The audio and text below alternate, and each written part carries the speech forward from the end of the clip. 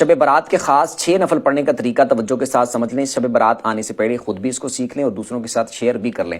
15 شعبان کی رات، شب برات کی جو رات ہوگی، جو وہ رات جب سٹارٹ ہوگی تو اس رات آپ نے مغرب کے بعد 6 نفل پڑھنے ہیں، 2 کر کے. پہلے 2 میں آپ نے نیت کرنی ہے کہ اے اللہ ان 2 نفلوں کی برکت سے مجھے درازی عمر بالخیر عطا فرما. اللہ اکبر کہہ کے نماز سٹارٹ کرنی ہے. سبحانک اللہ پڑھیں پہلی رکعت میں، پھر الحمدللہ، پھر اس کے بعد قل هو اللہ پڑھ لیں 3 بار.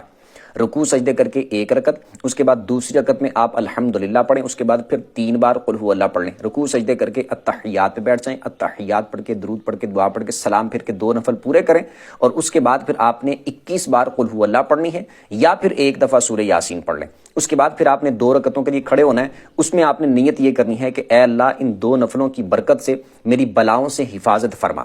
اس کے بعد آپ نے اسی طرح سیم جس طرح پہلے میں نے بتایا 2 نفل پڑھنے ہیں، سیم اسی طریقے کے مطابق.